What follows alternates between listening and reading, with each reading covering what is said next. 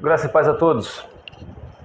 Amados, vamos estudar aqui, lá no início do Antigo Testamento, no livro de Gênesis, capítulo 38, a história de Judá e Tamar. Judá era um dos irmãos de José do Egito, filho de Isaac. E Judá teve 3 filhos. Um se chamava outro Onã e o outro Selá. Tamar casou-se com só que Deus não se agradou de e matou Depois, Judá falou para o seu filho Onã: vá, case-se com sua nora Tamar, para que dê descendentes ao seu irmão falecido E também Deus matou Onã, porque não se agradou de Onã. Então, no versículo 11, diz assim: disse então Judá a sua nora Tamar: more como viúva na casa do seu pai, Tamar, até que meu filho Selá cresça, porque temia que ela viesse a morrer. Porque temia que ele viesse a morrer, como seus irmãos, e Onã. Assim Tamar foi morar na casa do seu pai. Então, Judá prometeu a Tamar, o seu filho ainda criança, Selá, esperar ele crescer para que ele se casasse com ela. Houve uma promessa de Judá para com Tamar. Isso fazia parte do povo judeu. Mas Judá também tinha medo. Achou porque Tamar que trazia maldição, a morte ao seu filho primeiro depois ao seu filho Onã. Então ele ficou com medo. Ele fez essa promessa para que ela saísse da casa dele, para que o seu filho Selá não viesse também ter o mesmo destino dos seus irmãos. E lá continuando aqui agora no versículo 13, quando foi dito a Tamar, quer dizer, nisso a esposa de Judá tinha falecido.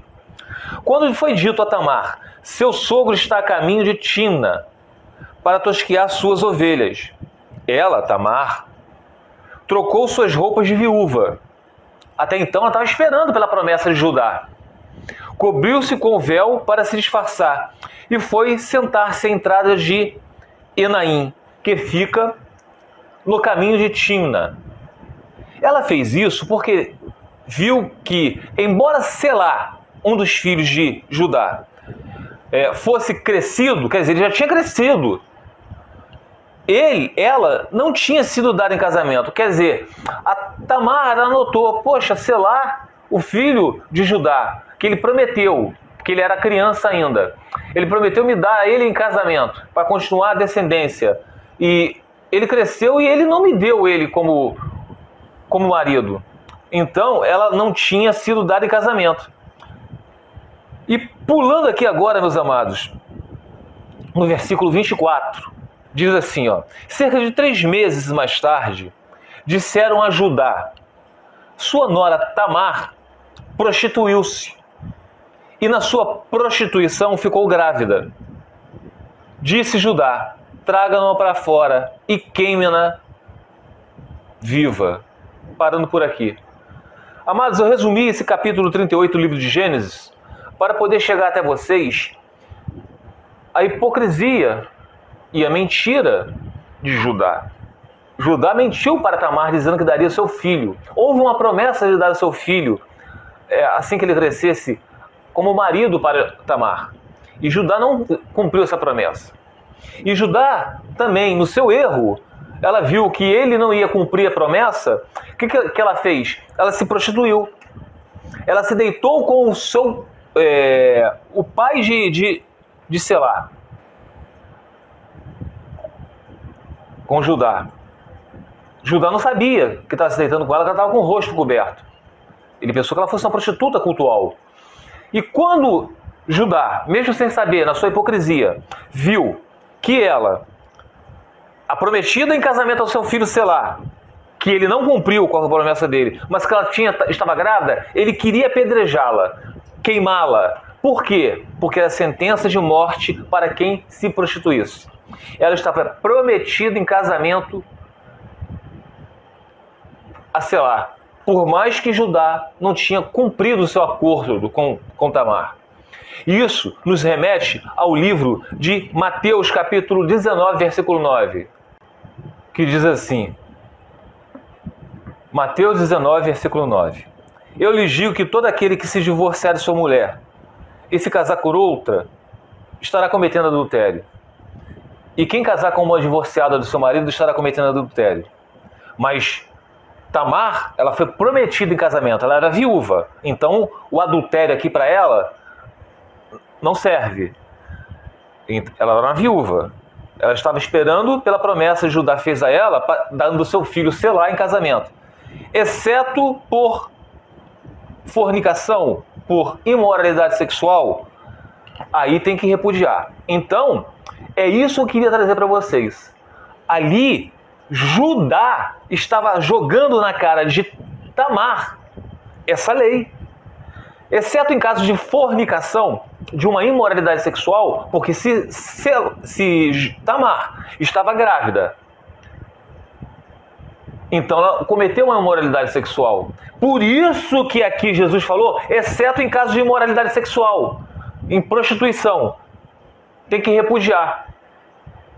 Por isso que pela lei, Judá queria queimá-la, que era uma sentença de morte. E também aqui, meus amados, em João 8, versículo 41 diz, vocês estão fazendo a obra do pai de vocês.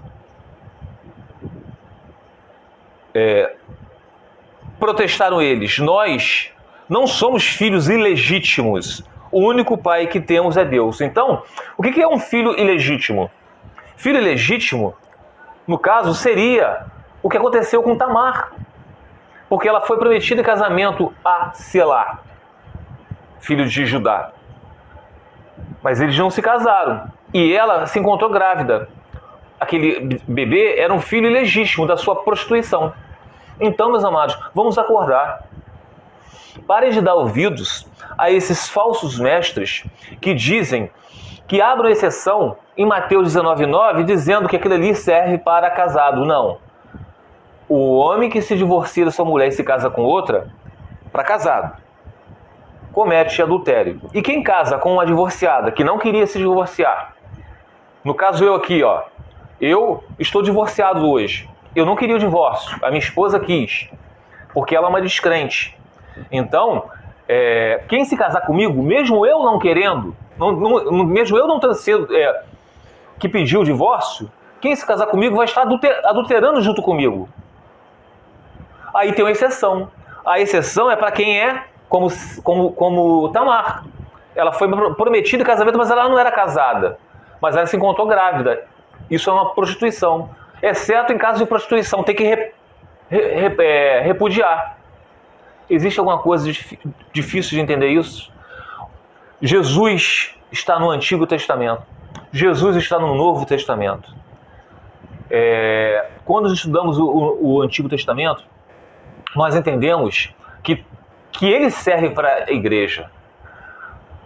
No Antigo Testamento, as coisas eram terrenas. As promessas eram terrenas. Quando a gente não levava o dízimo, a casa do Senhor que existia, que era uma casa, não são várias como hoje tem, que ficava em Jerusalém, nós tínhamos que dar o dízimo de tudo que a gente produzia. Por quê? Para que os sacerdotes, levitas, pudessem sustentar sua família, porque eles cuidavam do templo do Senhor. E quem não dava o dízimo, sofria em vida, em terra, gafanhotos que iam devorar sua lavoura, eles não iam prosperar. Quem adulterava era apedrejado até a morte. Tudo era na terra. As bênçãos e as maldições eram quase que imediatas, terrenas. No Novo Testamento, não existe mais templos feitos por mãos humanas, que na hora que o véu se rompeu, aqueles tijolos de pedra que levantavam o único templo não existe mais. Nós somos o templo do Senhor. Quando antigamente a gente queria falar com Deus, tínhamos que ir lá para o templo de Jerusalém para orar. E lá Deus nos escutava. Isso era uma regra para o povo de Deus. Hoje, nós não precisamos ir a templo algum. Nós entramos no nosso quarto, fechamos a porta e aí o Senhor fala conosco, sem precisar da intercessão de um sumo sacerdote, onde antigamente ele tinha que colocar, matar um animal para expiação dos seus pecados, para poder entrar no Santo dos Santos, para que ele não morresse. E ali, ele poder clamar pelo povo. Hoje em dia, nós não precisamos matar nenhum animal, nós não precisamos desse sacerdote humano. O nosso sacerdote é Jesus. Não é ano após ano que precisa matar um animal para poder entrar no Santo dos Santos. Jesus morreu por nós, para que, através de um único sacrifício, é que nós podemos agora ter intimidade com o Senhor. E hoje, quem adultera não é apedrejado, porque Deus falou, a vingança pertence a mim. Fique os irmãos na paz do Senhor Jesus.